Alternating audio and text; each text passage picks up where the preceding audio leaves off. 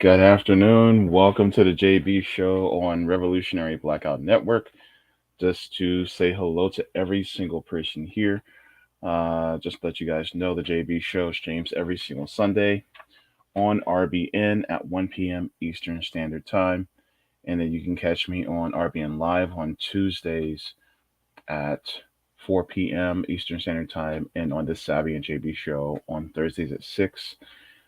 Good to see everybody. If you are new, please make sure to put down a like, and uh, if you haven't already, please make sure to smash the subscribe button, as well as click the link bell to notify you any single time we go live. Um, yeah, so your boy's in pain right now. I'm in pain. Uh, my jaw really hurts right now. Like really, really hurts. Um, it's happened. It started uh Friday Friday afternoon after I got home from dialysis, and it's now migrating to my brain right now, to my head, like a headache. So if I don't seem like I'm all like 100%, that's why. Um, so yeah, it's a really really bad ache. Uh, right here in my jaw, just like it's like jaw like raw in here. So yeah. So this is going to be an abbreviated show today. I'm not going to do it as long as I typically do, but I didn't want to cancel today because um, I wanted to stay on schedule, as well as I didn't want to just spring on everybody and be like, "Oh, I can't do the JB show today." Um, but yeah, even there's like feels like a swelling right here. It's kind of weird, and it's like I feel pressure right here every single time I swallow. I think I don't know what it is. I mean, I don't think it's an abscess or anything like that. I think would I be too old for a wisdom tooth coming in? Because I'm 38. I don't know. Would it be too old for me to have a wisdom tooth coming in? I guess I took some extra strength Tylenol about 25 minutes ago, so hopefully it'll kick in. So hopefully, then once I start to seem more happier, then you'll know that it's kicking in. So it's about 1,000 milligrams of excuse me, of Tylenol. So yeah, that's what's going on. Anyway, it's good to see all of you here today. Um, and yeah, typically I think between 25 and 30 when it's when somebody's wisdom tooth starts to come in. Me, I don't know, maybe I'm late. I don't know, but we'll see. But I am gonna try to see a doctor about this because yeah, I've never had this pain before, so it hurts.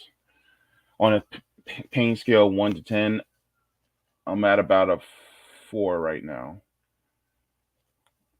Yeah, it's about a 4.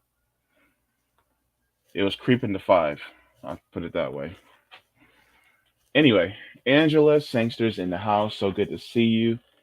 Thank you all. She wasn't able to stay, but she dropped a like. Thank you so very much. Good to see you, Robin. She says hello all. Let me see. Holly Horn is in the excuse me in the chat.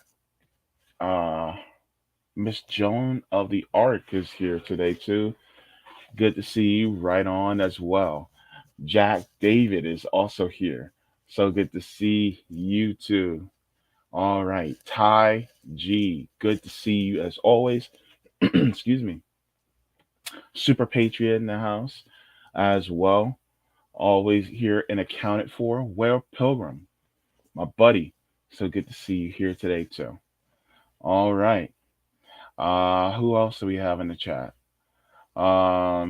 Truth Singer is also here in the chat as well. Let's see, Michael. Thank you so much. Appreciate it very much. Um,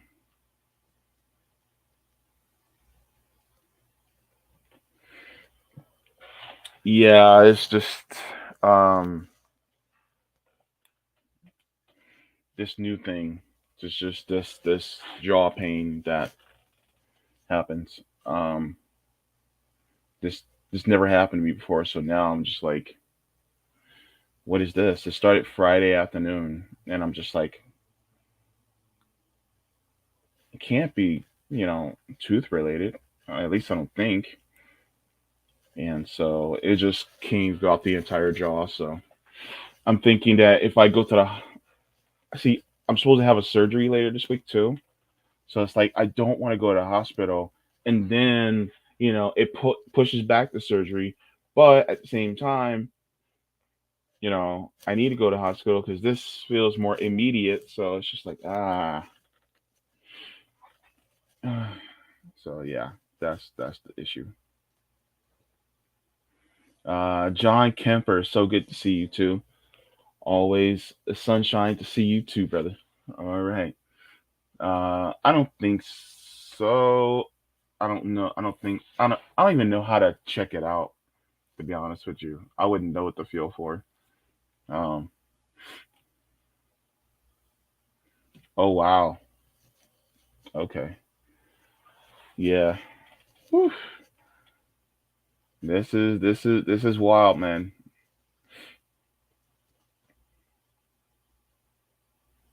Yeah, I've never had wisdom tooth taken out. Uh, I know it's gonna suck, but I haven't seen a dentist since I was 12. Yeah, yeah, I haven't seen one since I was 12. Um, and I have Medicaid now, which I think some dentists take Medicaid. So I'm gonna try to, see a dentist. Uh, I hope it's nothing emergent. But I'm gonna see, like, I might bring that up to them, like when I don't know if I should bring it up to them right before my surgery. Like, go to the hospital, be like, if they're like, "Are you in any pain?" I'll say, "Yeah, my jaw hurts," you know. But I don't know if I should do that. Needless to say, this Thursday, the Sabby and JB show will not be aired because I'll be at getting surgery. So just to let you guys know about that too. So um, who else is in here? Hey Omar, so good to see you today. Aziz, I say good to see you too. Carrie is in the house. All right. Yep, X. I wish, man, but this is gonna have to be an abbreviated one because number one, I'm in pain. Number two, we have a meeting today, and I gotta make sure that I'm on time for that, and I don't want to hold us up from that as well. Absolutely, Carrie. We need free healthcare like the fire department and free Palestine, free Assange, free Alex Saab, now JB. Yeah, man. Yeah, yeah. So I'm glad, Yeah, I just took some extra strength Tylenol. So hopefully that'll kick in. Take that about 30 minutes ago. Typically takes about 45 minutes for it to take effect. So, yeah. Thankfully, no. I got the jab, um, but I only got it because my doctor recommended it to me. That's the reason why I got it. And yeah, so but yeah, I haven't gotten it yet. A lot of family has gotten it, but me, no. So, and I'm trying not to because I'm immunocompromised. So I'm trying to keep from getting it.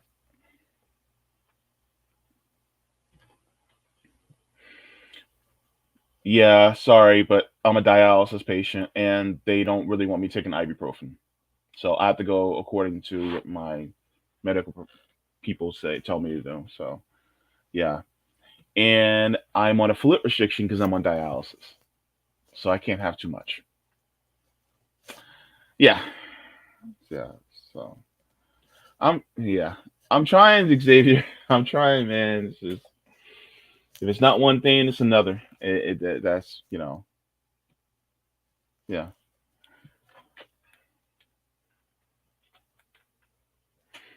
So yeah. Um. Anyway, there's a couple of things that I would like to talk about today. Oh, wait. I need to come here. Yeah. And Choir Boy on Rockfin. So good to see you. Good to see you as always. Lady Alex says, I'm a nurse. You need to be assessed by a healthcare provider. You're right. You're right, Lady Alex.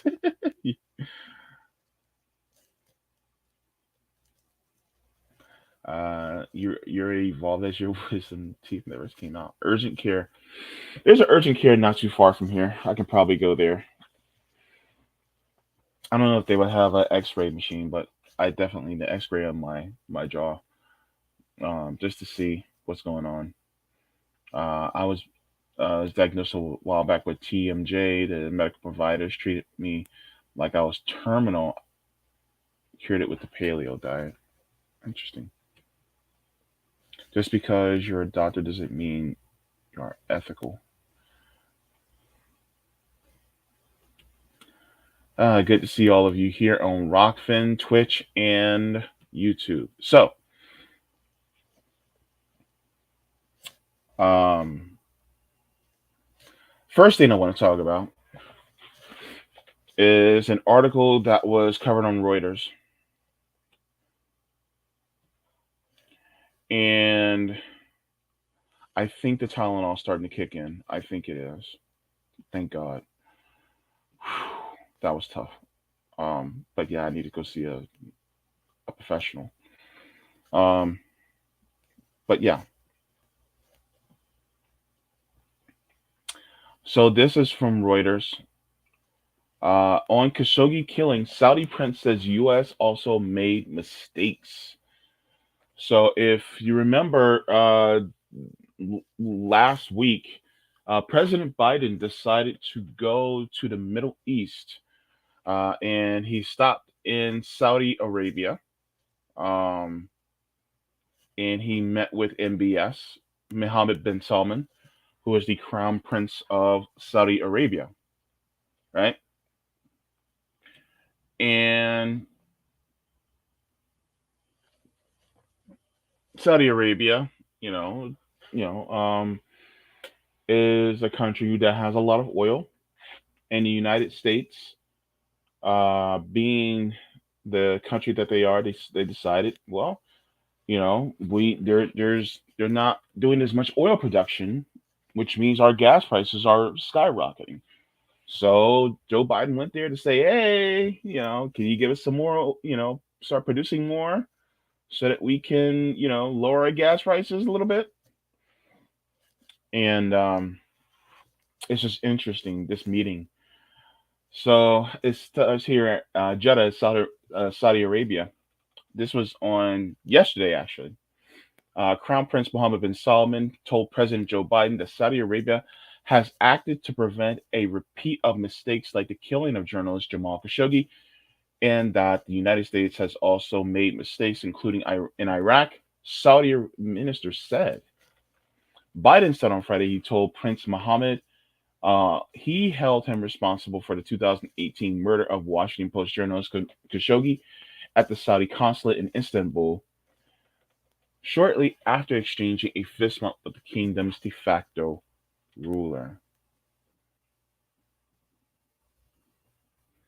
It says this is the foreign affairs minister that said the president raised the issue, and the crown prince responded that this was a painful episode for Saudi Arabia and that it was a terrible mistake. See, those who were accused were brought on trial and being punished with prison terms. U.S. intelligence agencies believe the crown prince ordered Khashoggi's killing, which he denies. Interesting, right?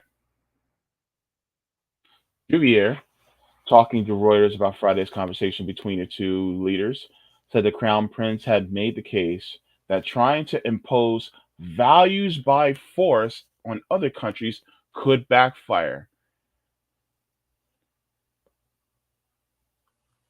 Isn't this interesting, people?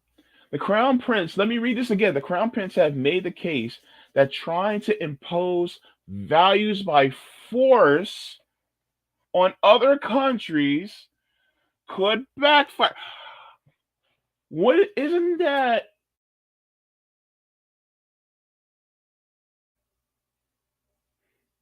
Isn't that imperialism? Imposing values by force, not going by the country's sovereignty. Not when the country has its own autonomy and how it wants to operate, and then suddenly you want to impose sanctions on a country that wants to do, especially when it's a democratically elected government. Like for instance, um, like why are we still imposing sanctions on Cuba? Why?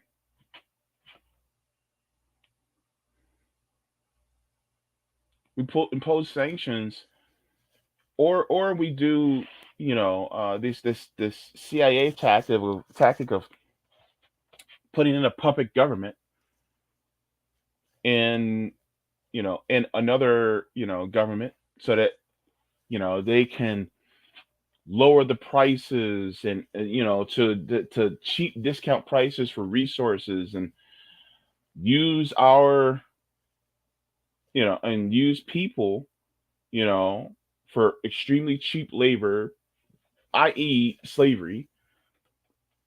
The United States enforces those values on other countries, and the crown prince said that trying to do that could backfire. Here's the quote. It says, he said, it has not worked when the U.S. tried to impose values on Afghanistan and Iraq. In fact, it backfired.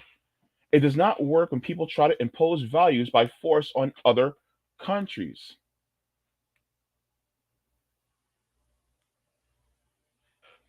Broken clock, people. Broken clock. You know the quote, broken clock is right twice a day?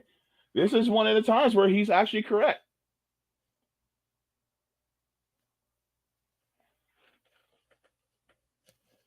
Uh, I mean, he continues. He says countries have different values, and those values should be respected.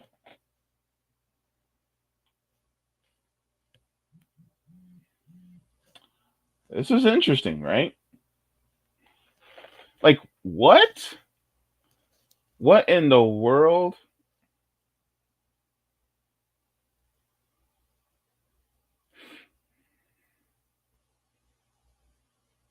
Man, this is ridiculously crazy how you have MBS, you know, a man that whose country has uh a lot of human rights abuses on their hands too.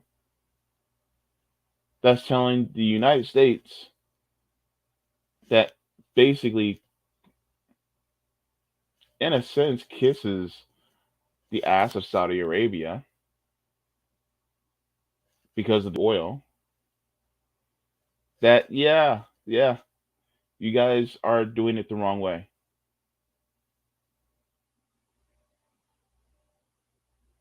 And the funny part is, even though he's correct in this, you don't really see him moving his country, you know, at least in that quickly of a progressive direction. I mean, because you know, really, it's more of a theocracy than anything else. Ran by a monarchistic type of government. But he said out loud to what the president should, value, but he doesn't because he's beholden to the corporations.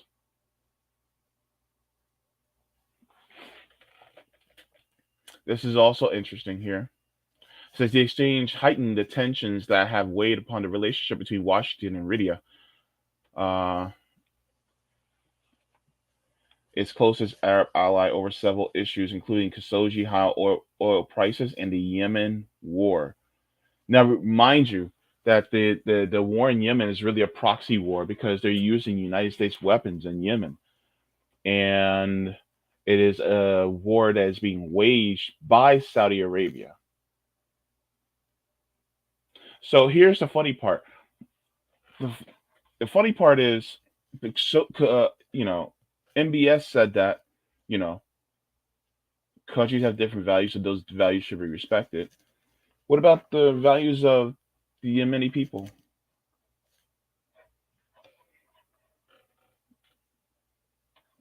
What about their values?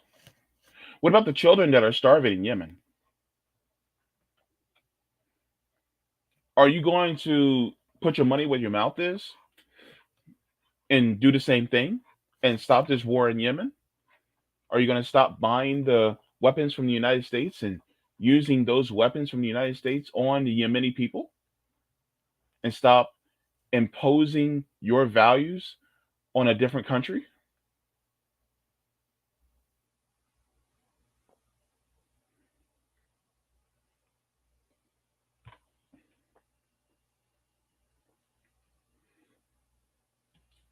It's crazy. Crazy, crazy.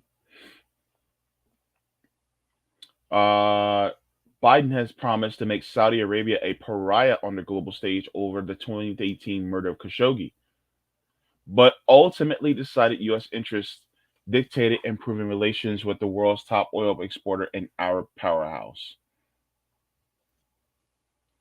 I remember when he said this. He was like, "Yeah, we're gonna make him a pariah because he had something to do with the killing of Jamal Khashoggi, so we're gonna do that." Which I'll be honest with you, I had absolutely no problem with because of all the human rights abuses that you know uh, Saudi Arabia has done.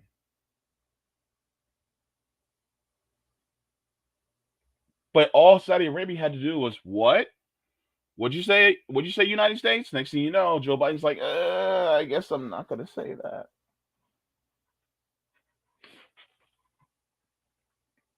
I'm not gonna do that. Sorry, they got oil. What do you expect me to do? You expect me to just move to renewable energy and create a system where we use mass public transit that is operated through electricity and that actually helps the environment here in the United States? No, I can't do that. I can't. I can't. I can't. So I guess I'm just gonna have to keep dancing for Saudi Arabia.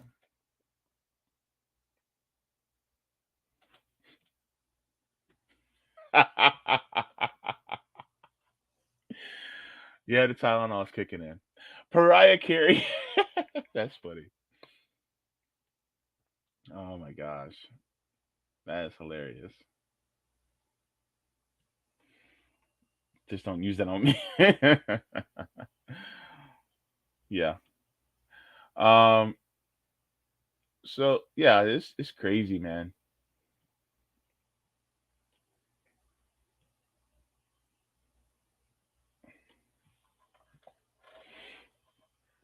Remember Abu Ghraib?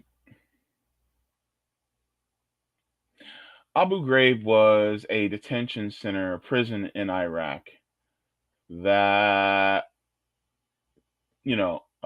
pictures were uncovered of the soldiers in Abu Ghraib abusing the prisoners. um, making them pose naked, making them putting them in sexually suggestive poses with each other, all these different types of things, while also knowing that these men are deeply devout Muslims and doing that, to them, um, to humiliate them. And it was deeply humiliating to do. And really, they did a lot of war crimes, basically. And that's what the United States has done. Jabir said His Royal Highness mentioned to the president that mistakes like this happen in other countries, and we saw the mistakes being committed by the United States in Abu Ghraib.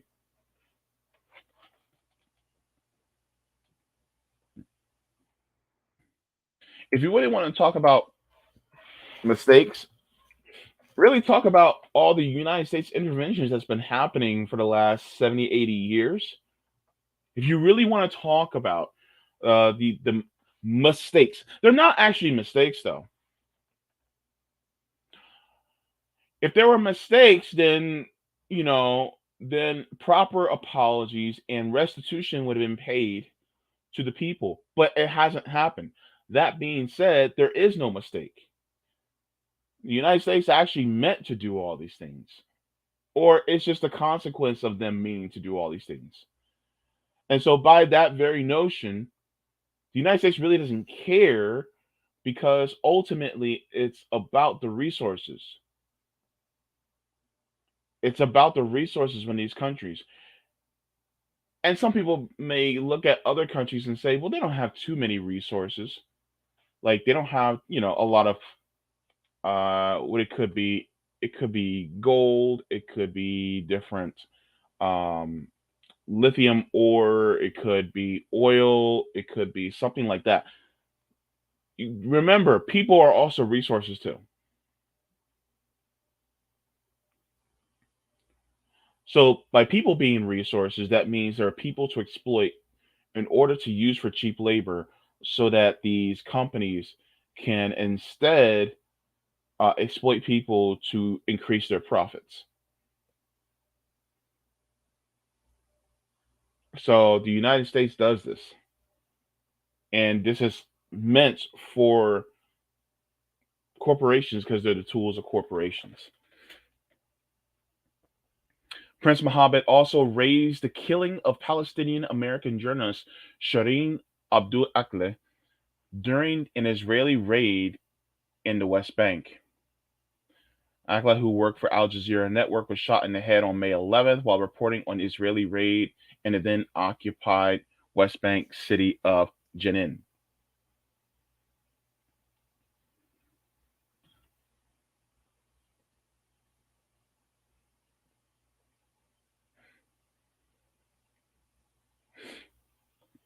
Now you see them having a fight, saying, basically saying that there's an accusation that Saudi Arabia has hundreds of political prisoners, which I don't doubt at all. But then he defends and denies and says that's absolutely not correct. We have prisoners in Saudi Arabia who have committed crimes and who were put on trial by courts and were found guilty. Well, what's the difference between what's the difference between that and somebody like um, Julian Assange? Apparently, he committed a crime and now they're going to put him on trial by our courts and find him guilty, even though he is a political prisoner. Political prisoners aren't just put in there. They do these kangaroo courts and will have them, state that they committed crimes, even though if there's an unjust law and if I disobey that unjust law, if I violate that unjust law, did I commit a crime? Depending on the government, yes. Just because it's a law doesn't mean it's a just law. Doesn't mean it's a ethical law. And so therefore, I still do think that, yeah, Saudi Arabia probably does have political prisoners. That's just politician speak of saying, "Oh, well, we would never do that." Yes, you do. Y'all, Saudi Arabia and the United States are not that much different from each other. He said the notion that they will be described as political prisoners is ridiculous. Man, you definitely been learning from the United States.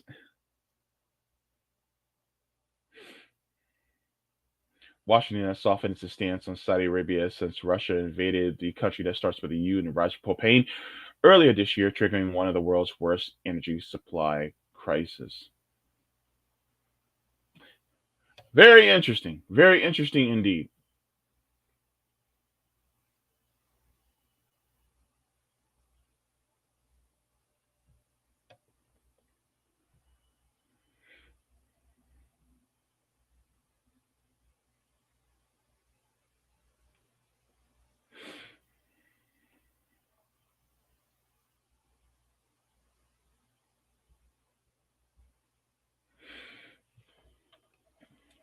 Choir Boy says, kind of funny.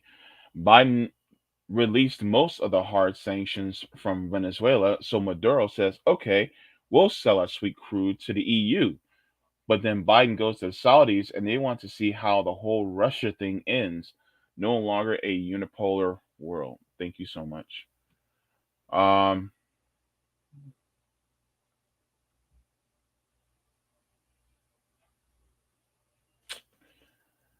yeah, but that wasn't my primary story. No, no, no, no, no, no, no, no. But yeah, it's just funny how basically he's like, yeah, yeah, we're not really gonna do much on the front of uh our oil production, and also, United States, yeah, you guys made a ton of mistakes, but us, yeah, no, we make mistakes, but they're not as bad as yours. If the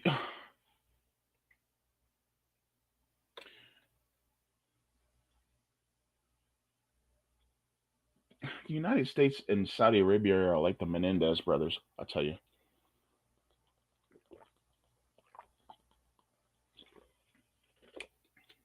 Which one's better? They're bullshit. Anyway,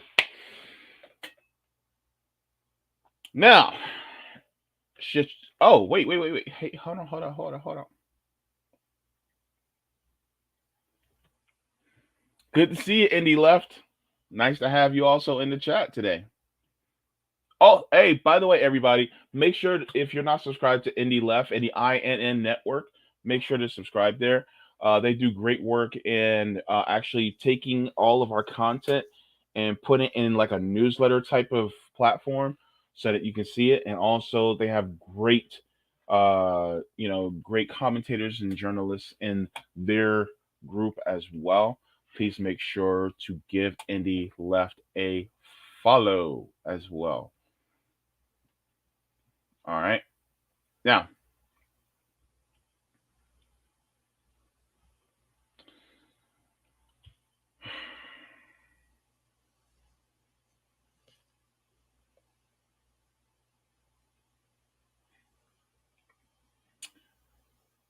there was a conference, I guess you can call it, of media organizations. And these media organizations decided to, which, if I was a corporate media organization, this would have been stupid of me. If I was a corporate media organization, it would have been like an idiotic thing to do. But I'm not a corporate media organization. I'm independent. I'm in indie media. And so I think this was a beautiful thing that happened. What happened? Okay. All right. Okay. Let me set it up for you guys. Okay. Okay. All right. You listening? All right. So They decided to have a conference, right? And they invited to talk about disinformation two people, Max Blumenthal and Aaron Mate. Can you believe it?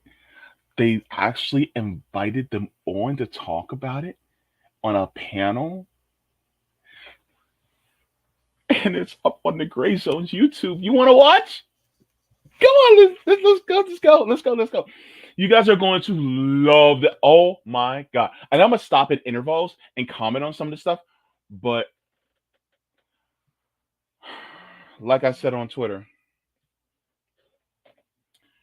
baby, I needed to report a murder because Max and Aaron rhetorically demolished corporate media in 20 minutes.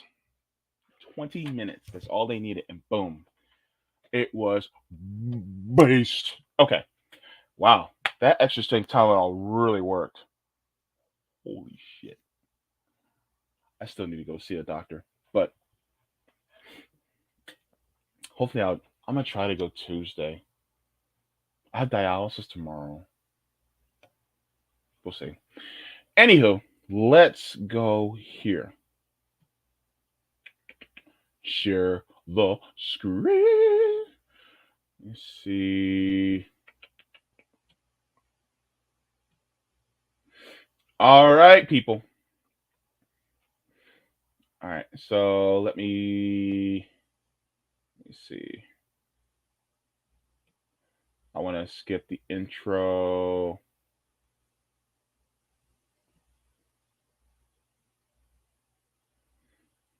Okay.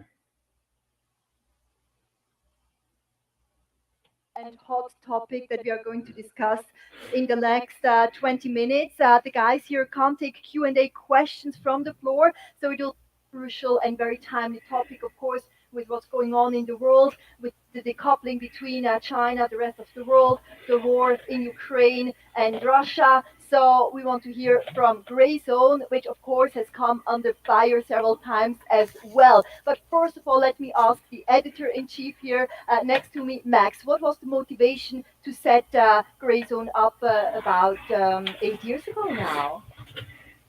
Well, in short, there was nowhere else I could do the reporting that we do.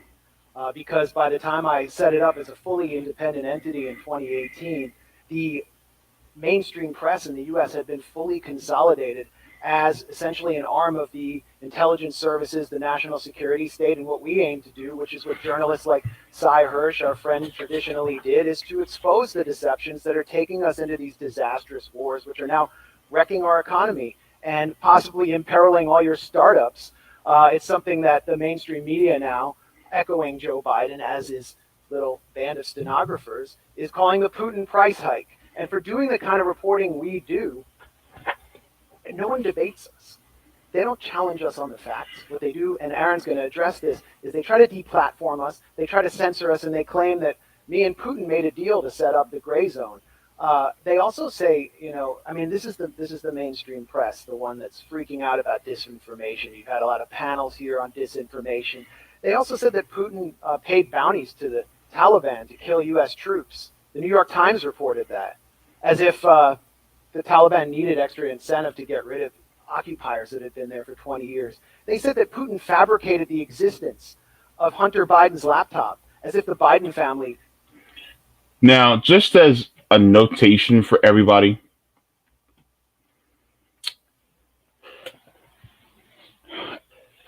the whole trying to, I guess, debunk people like the Gray Zone, they always want to argue, they always want to say that they are disinformation, but at the same time, they never go issue for issue what the disinformation is, right? It's just like some on that consider themselves to be on the left, like they'll say, "Oh, this person's a secret white winger," or "This person is horrible," and then they'll take maybe clips out of context, or they will try to smear, which, you know, they do the RBN too, and try to, put them, as, these bad actors when they never actually go issue for issue on the points and debunk what they just said.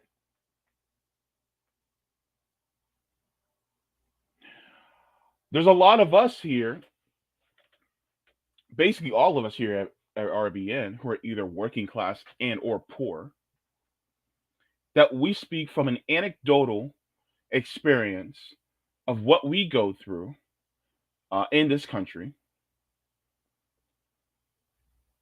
And when we push for things that are more direct as a result of getting the material conditions for people, in a better place within this country, of course, we get slammed as being either nihilistic, we get slammed as being, it's because we're focused on a lot on class. You know, they look at us like we're crazy for subverting, going through a particular party and instead focusing on class so that we can actually, help people to get the material conditions because we realize that it's not left versus right, it's actually top versus down. And so, because of that, we get it too, but probably not. I don't think we probably get it as much as Gray Zone because we're small for right now. We're just about to hit 20,000 subs, and the thing is that you have award-winning journalists like Aaron Mate on their team, who really is uncovering the BS that governments do, and so yeah, it's a it's a very it's a very troubling thing to see how you'll have people who will try to dismiss many of us without actually going line for line, issue for issue on what we talk about, and it's just it's like if you really want to talk about disinformation, right, or if you really want to talk about propaganda, let's take a look at what others are doing to not debunk us for because of the points that are brought out. Like for instance, our commentary, basically centers on you know not only a class analysis but also analysis based, because we are black, so we got to do it that way too. Because the thing is that for us, being black, class and race intersect, right? And yet, we get talked down about as being grifters, or we get talked down about because we may support uh teaming up, or be in a coalition with somebody who may not agree with us, you know on certain things that we believe on the left, in order to achieve certain things. Like for instance, anti-war, like somebody who's anti-war with us, then we'll team up with them on that. If they want healthcare for all, we'll team up with them on that. But we always want to do it on our terms, right? But they never give us that deference, right? Saying, well, they want to do it on their terms. Yeah, yes, that's what we mean. If it's anti-war, if it is healthcare for all, housing for all, right? Fighting against the fossil fuel companies who are damaging this planet, right?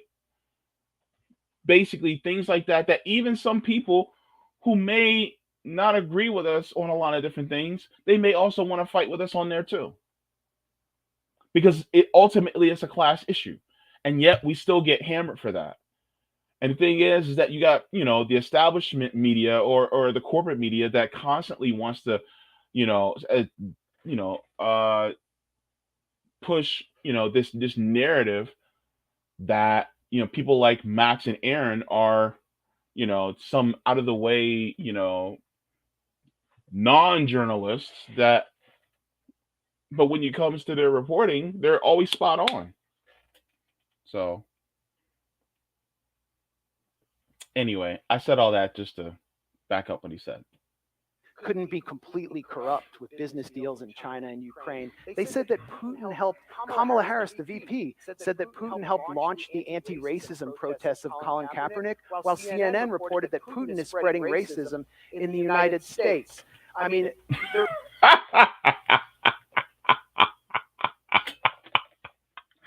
Ah! Now that was funny. I'm gonna tell you why that's funny.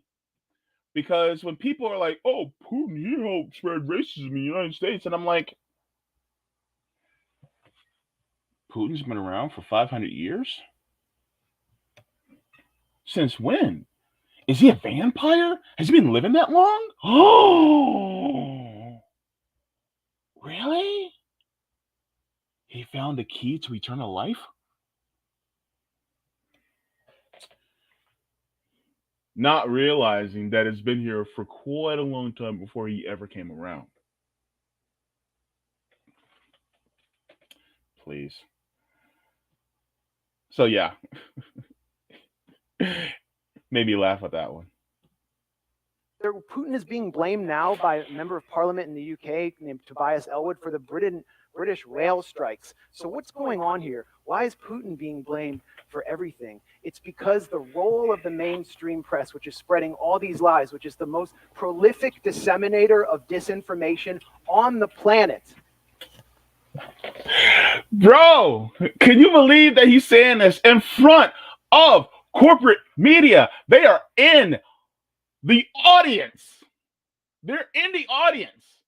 And he's basically telling them to their face, "Y'all are a bunch of frauds." That's basically what he's telling them. Isn't this lovely? Yo, all y'all in the chat. I want y'all, if look, keep listening.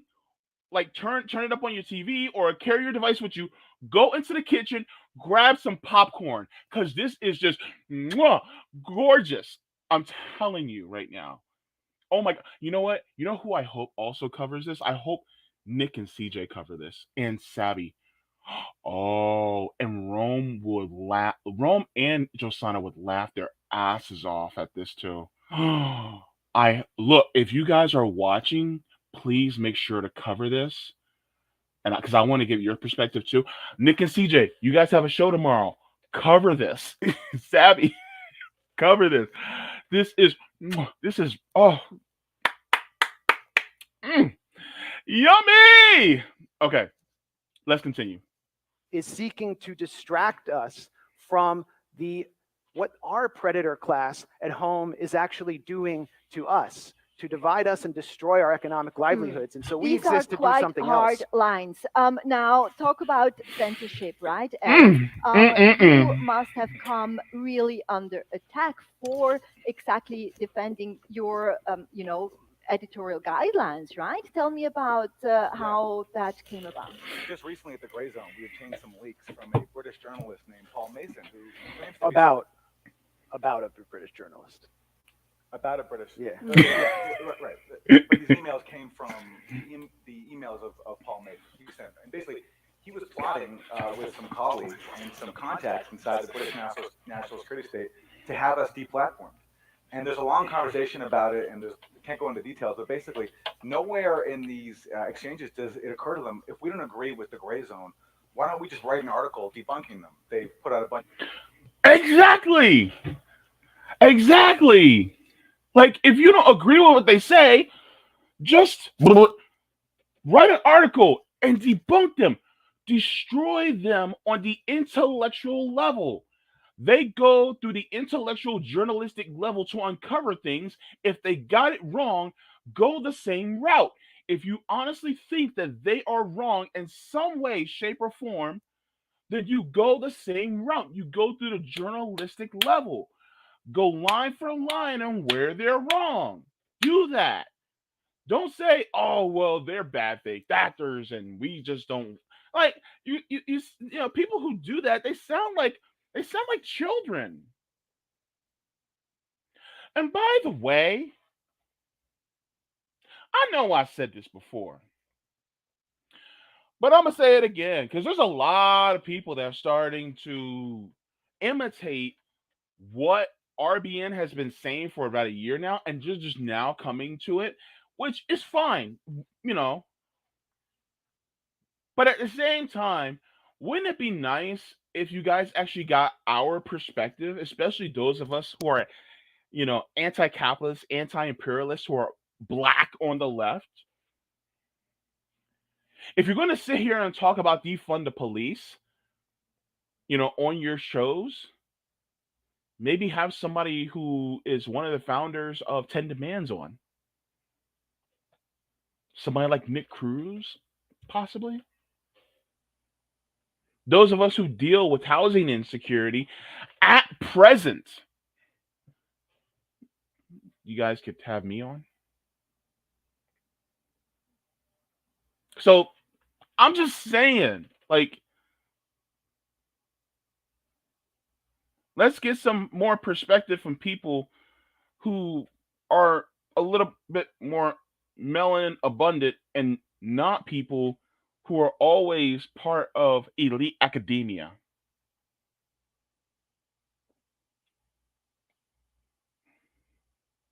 Shall I continue? Yes, I shall.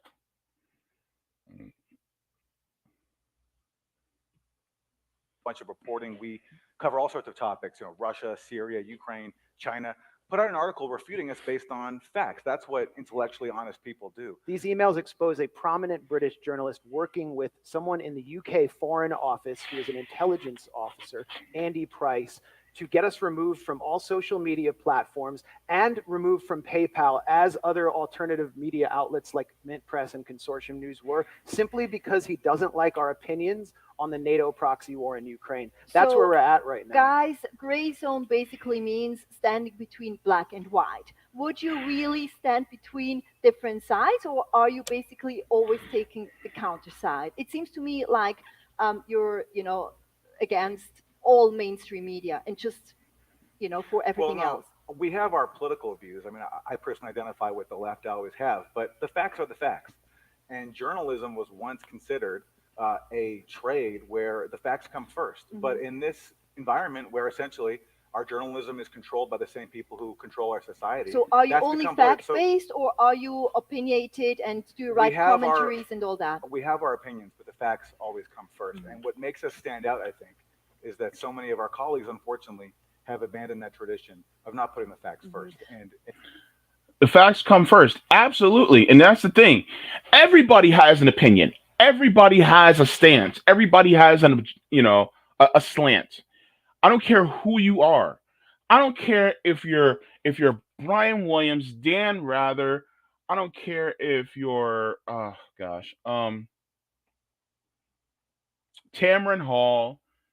You could be, you know, you could be what's her name? Uh Brianna Keelar. You can be I haven't watched mainstream media in a while, so I'm forgetting people's names. Um Jake yeah, Jake Tapper. Yeah, yeah, thank you. You can be any one of these journalists. You have a slant, and typically their slant is more um it's a lot of times devoid of a sense of urgency because the influx of money, yes, Don Lemon too. The influx of money makes it so that they don't feel the pressure of capitalism as hard as somebody like myself. And so therefore they're going to always go the way of, well, things aren't that bad for me, so it's not that bad, when really it is that bad. It's just your cushion from it, from the wads of money in your back pocket, so you don't feel the kick in your ass like we do. And so that's it.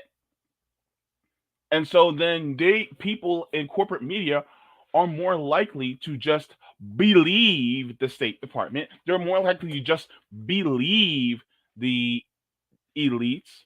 They're more likely just to believe the police, even though the police lie all the time. And so then, you know, they don't go by the facts or just the facts.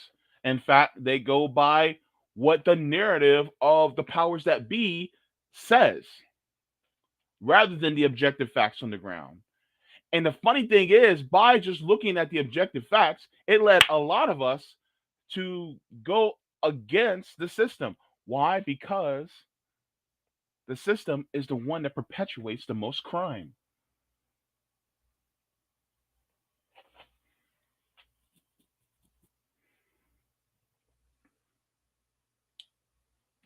Let's continue. And look, the most hilarious example to me was when for 4 years it was fashionable in the U.S. to believe that the president of the U.S. was a Russian asset and was being compromised with P tapes and other forms of blackmail. It was transparently ridiculous. It was a scam, but everybody went along with it. Not because I think they actually believed it, but because that was the dominant partisan narrative of that time, and we were above that.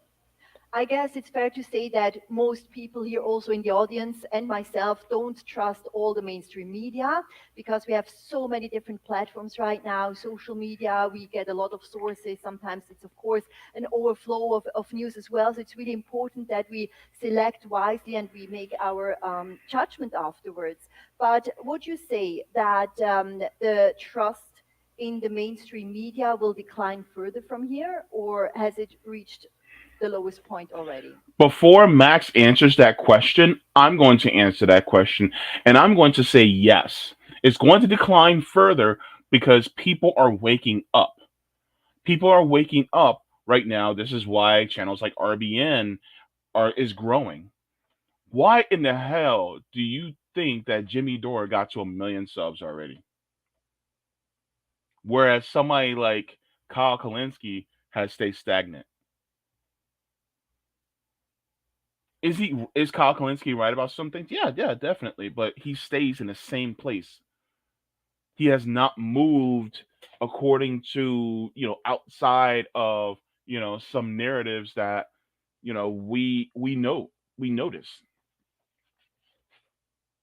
And so a lot of us are saying, no, no, no, you're staying in that same boat. You're trying to stay somewhat contrarian, but you're not trying to rock it. And the thing is that sometimes it's not that we're trying to rock the boat. We're just trying to get the fuck off the Titanic. And some people are just trying to move to a higher point on the Titanic. We're like, get off the boat. Like, no, no, no. We're not trying to just survive on the Titanic. We're trying to get off the boat, get on to a lifeboat and go. Oh, get away from it. That's what we're trying to do. Some people think that the boat, you can still survive on it. And that's the problem. And then when we talk about, really, really, truly changing the system from its foundations on up, then you get a lot of people say, well, it's too hard. You can't really do it. We just have to reform it. Trying to reform this system is like trying to repair the Titanic as it's sinking. What good is it going to do?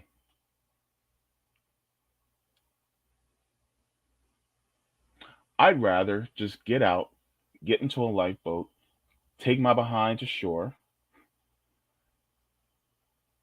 and build a new boat. One that is reinforced. And the thing is that people now are listening. And in fact, if people truly knew what's going on, if a mass of people truly knew what was going on, it would not be any different than what's going on in Spain, what's going on in Sri Lanka, what's going on in France, what's going on in Netherlands, what's going on, you know, in so many other parts of the world where the people are literally rising up as we speak. But we're so blinded or so obstructed from what's really going on that we don't know what's going on around the world. Or the narrative is being made that, well,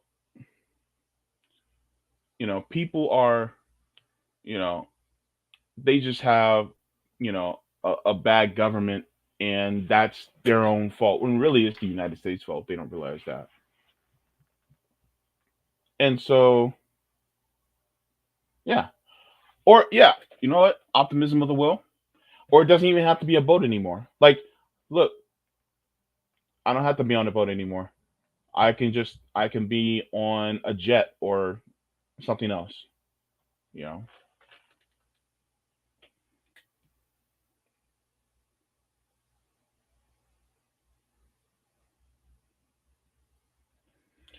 Some people don't really know what they're protesting. That's interesting.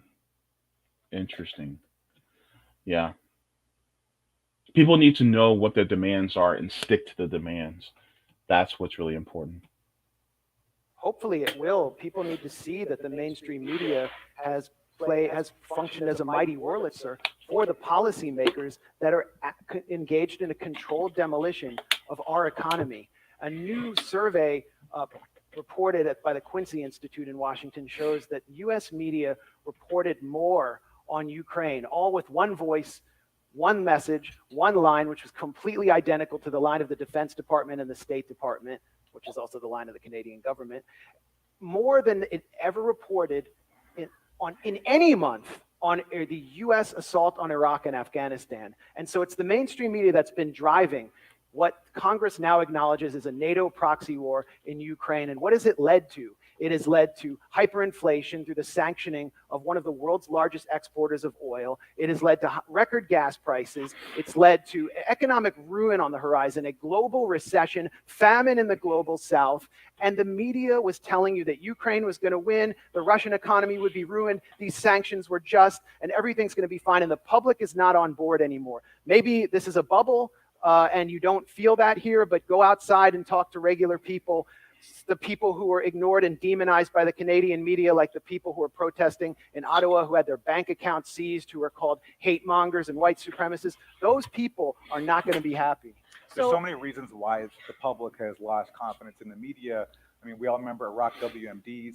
Even in the run-up to the 2020 election, some anonymous intelligence officials decided to say that Hunter Biden's laptop was just Russian disinformation. And that was enough for pretty much every single media outlet, with a few exceptions, to say, okay, we're not going to cover it. And then now we have to acknowledge, oh, yeah, right, we were wrong about that. Mm-hmm. But there's so many examples of this. And so when it happens enough times, no wonder people are losing trust. And by the way, there are stories that the media won't even cover that we cover, like the OPCW cover-up scandal, which is a story about an alleged chemical attack in Syria. And then you had the world's top chemical weapons watchdog go and investigate it. Their own investigators found no evidence of that, but they were censored. We've gotten leaks from that investigation and we report on it. The rest of the media won't even acknowledge the existence of these whistleblowers. And so when you have enforced censorship like that from the media outlets themselves, people are going to lose trust and go to alternative sources. I remember. So yeah, what I'm going to do is I'm going to make sure to post a link, because the rest of this interview is also very fire. And so I encourage you all to go and watch it on the Gray Zone channel. The reason why is because number one, Gray Zone, they're doing amazing work, as far as their journalism is concerned. Number two, they need, they need to get the views. They need to get the views. And I don't want to take away from them, from them getting the views, but you know, I honestly do think that this is something that needs to be talked about. That, and there are many of us who are commentators in this space that speak the truth. But the crazy part is that when you speak the truth, the powers that be get mad and they do not like it. You know. Now, like for instance, disagree and hate him if you want, but Jackson Hinkle should not be deplatformed. He shouldn't. If somebody has a problem with them, then they can, go on a show. They can debunk Jackson on whatever they feel that he needs to be debunked on, and that's fine. But for platforms like this one, YT, to deplatform him because of the things that he was talking about regarding the country that starts with an R and the country that starts with a U, and how United States was doing a proxy war in these two countries, between these countries, and how he was, doing accurate reporting on it. Okay. And the thing is that there's a lot of things that they were talking about. Like, for instance, like Jackson Hinkle was talking about, that was said it was disinformation until the State Department and the United States corporate media came out and actually confirmed it. But he still hasn't had that strike taken away, even though it came out to be true. So thing is that and plus Max and Aaron and all the folks at the Gray Zone, they are friends of RBN, and I would like for them to get the views as much as possible. So go ahead, and also I put the link to the video also in the description box below if you're watching this on the rewatch. But yeah, thank you, Salty Granny, for the super chat. Wish it could be. Wish it could more. Too much month. Sorry, too much month at the end of my disability check. One show I appreciate. Oh man, thank you so much. Appreciate it. Just your kind words are enough. I mean, so but love and solidarity with you too, and please take care of yourself. Appreciate it very much. Um,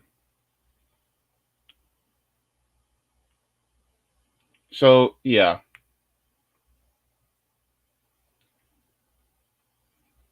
we have,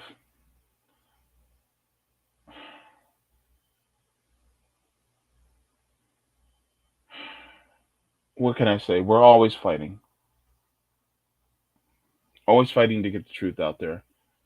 This is one of the reasons why we, a lot of it, why do you think we're on multiple platforms now? Because we see what's going on. And just in case they want to,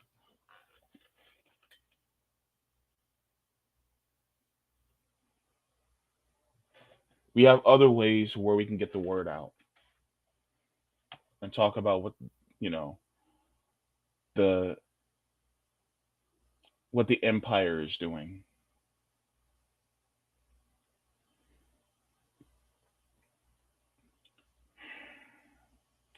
I was actually having a conversation with a friend through text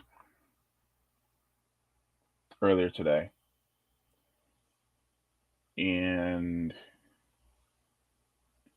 he was asking me the about the nation, about how what do I see on the horizon happening soon? And I said that quite a few people are going to perish before anything happens. It's going to get to a point where people absolutely have nothing else to lose.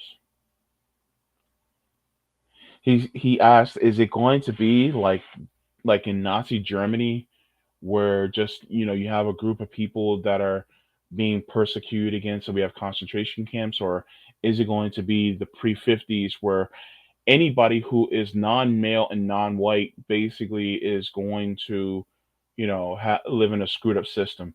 And I said both. I'm going to read my response really quick. um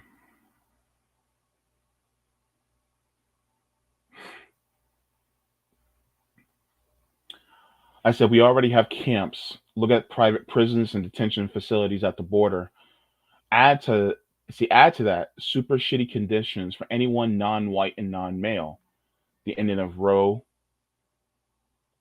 Gay rights is going to be next. Brown versus Board of Education is going to be done after that.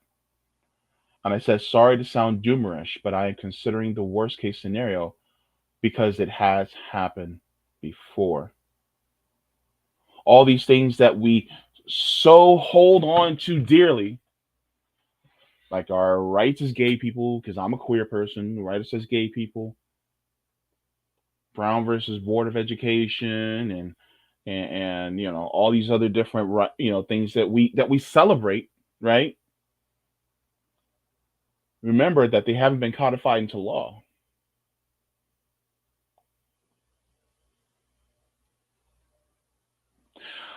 And like I said, that's on purpose. It's on purpose. So just like it can be easily be wiped away, just like Roe v. Wade, guess what? All the other stuff will be wiped away too. You see, here's something that people need to realize. The door to slavery has never been fully closed. It was propped open by a doorstopper. See, they left a part in the Constitution. They left an exception for slavery so that they can continue to do it even after they abolished it. With that being said, number one, slavery still goes on in the United States. Number two, they want to expand it back as much as they possibly can. Number three, they don't want it to be just black people anymore. They also want it to be other non-black people of color, and they also want it to be white people too. Remember, who's 70% of the population? You don't think they're not going to want to put some of y'all in chains and have y'all work either for very little or for free?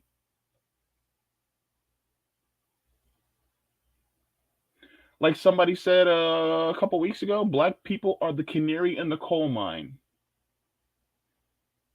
They found out how they can do it to us. Guess what? They're going to do it to you.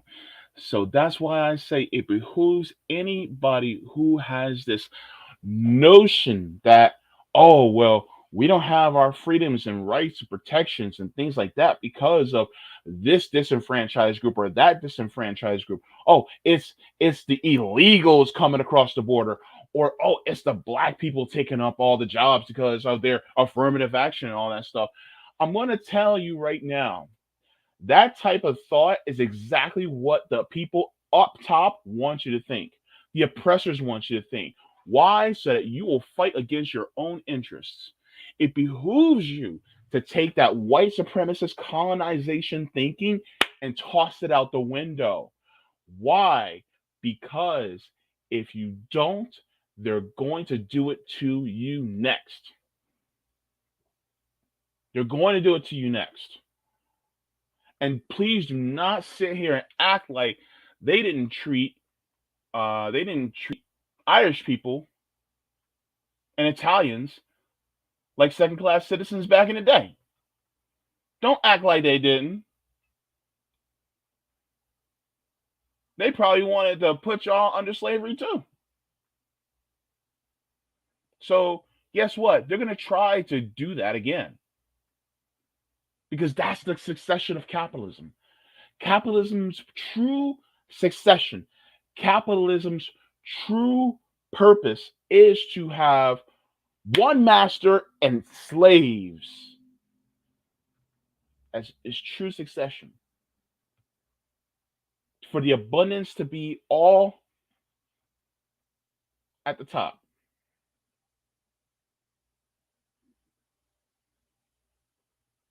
Why in the hell do you think the young patriots, the young lords, and the Black Panthers all teamed up?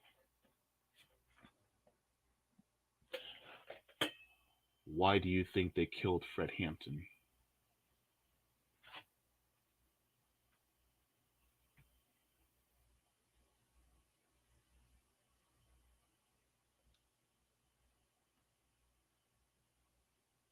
So yeah, it behooves us to, if you are poor and white,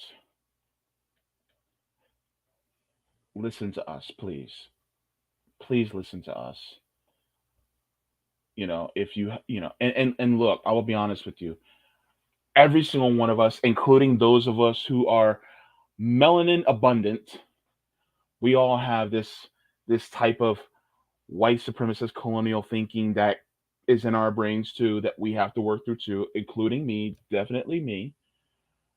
But as we purge this of ourselves, right, then we learn that we're all part of this cosmic whole, all part of this planetary whole. I mean, even scientifically, we're all cousins. We're all family. We're all family. That being said, let's recognize our familiarity and our humanity and our connection to one another and take these supremacist values and purge it from ourselves. And then see the people who are considered themselves to be supremacists because of all the money and resources that they have. And let's humble them. Let's bring them down. Let's seize the stolen wealth, seize all the resources that they have stolen from the majority. That's what it's about, man. I love people. I love my people. I love black people. I love non-black people. I love all the brown people. I also love white people. I love y'all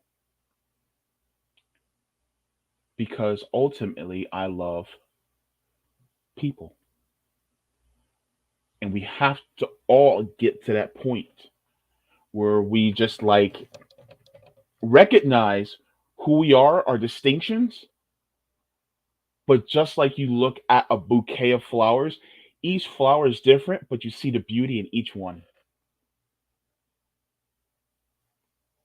Humanity is a bouquet.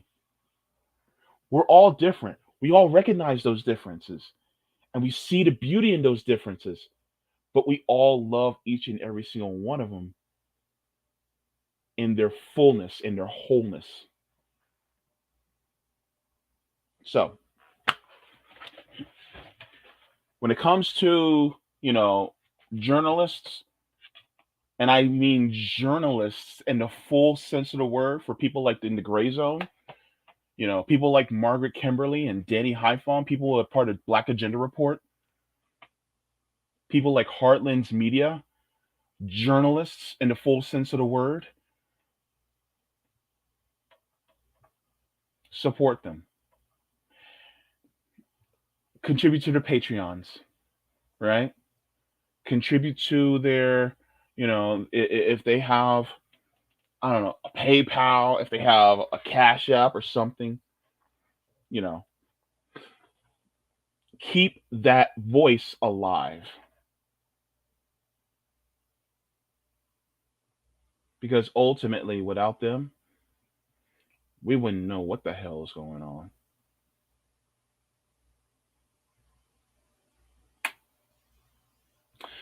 So I am going to be headed out, people. Like I said, it's going to be a abbreviated episode. Of course, I just want to thank all of you for, um,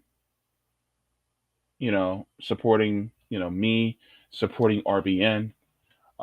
Yes, the pain is coming back already. Gosh, I hate this. So yeah, um, please do not shut up. Keep talking to people. Keep revealing the truth to people. Some people aren't going to be able to take it. Some people are they're not going to be able to take the truth the moment they hear it. And sometimes you may have to dissect it up into little itty bitty pieces and feed it to them, little bits at a time. But don't stop talking. Don't stop communicating. Don't stop letting people know what the truth, what the real deal is. Keep receipts in your computer, on your phone, in your tablets. Keep receipts in your brain and let people know what's going on. So, and make sure to love intensely.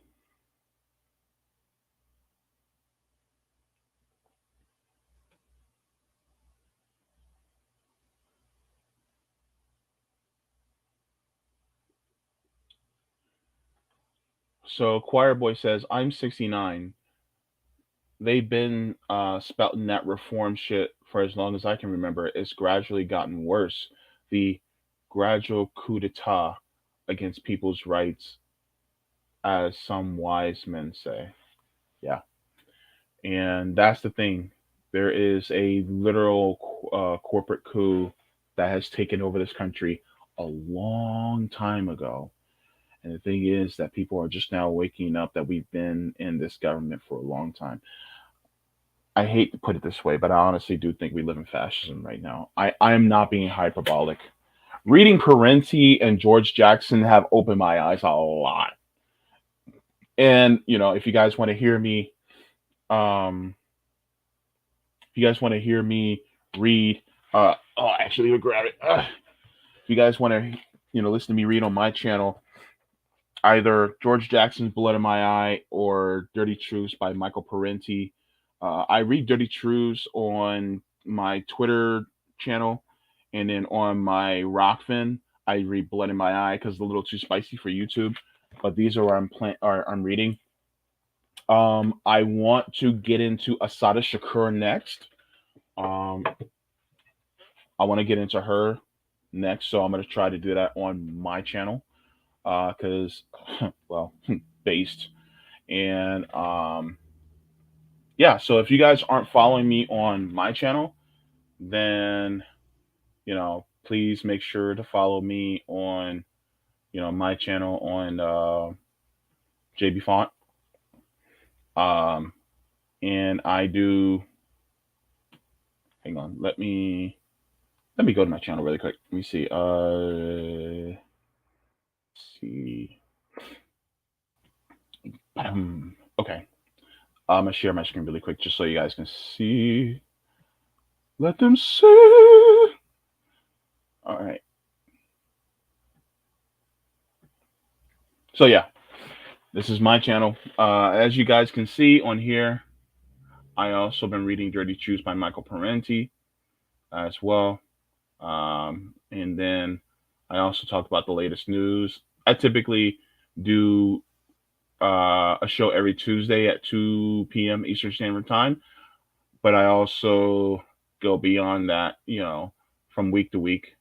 So I'll do that too. But yeah, so yes, so and also I'll put the link to my channel in the chat too, just in case, so you guys can get to that too.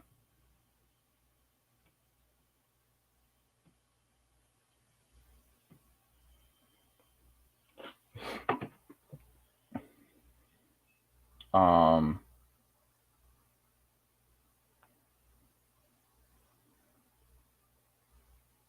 hang on. Just checking something really quick.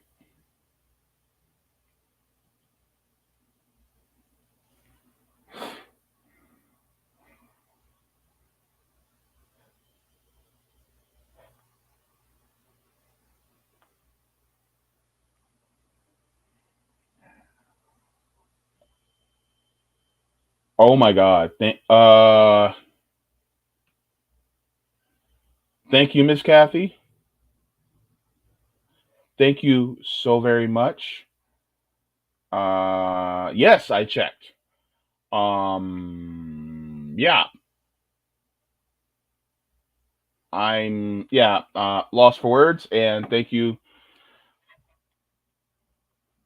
Oh Lord, thank you so much. You humble me deeply, deeply humble me. Thank you so very much. Um,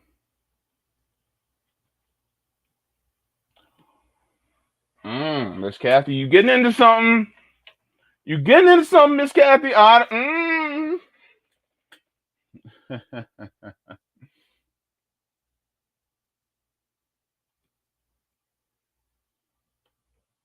uh, did you cover the ACB terrorist threat against the Indiana gynecologist? I'm not aware of that story for right now. I'm gonna have to look that up, but that sounds intense.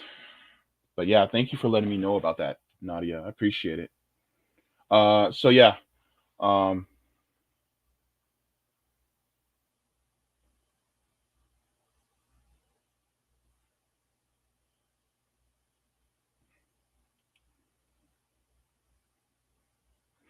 now thank you all. I gotta get going because my tooth is starting. I mean, my jaw is starting to hurt again, and I gotta make sure I prepare for this meeting. But look, water your plants, water yourselves, take care of yourselves. Um, Never pour from an empty cup, right? Make sure that you fill your cup up first. Make sure you put on your oxygen mask first before you put on an oxygen mask on somebody else. Leave the world better than you found it. And do the best you possibly can to smoke them if you got them. Forehead kisses. Love you. Love all of you. You guys are beautiful. Beautiful people. Beautiful, beautiful, beautiful, beautiful people. I'm a la, I'm a la, I'm a la, I'm a la,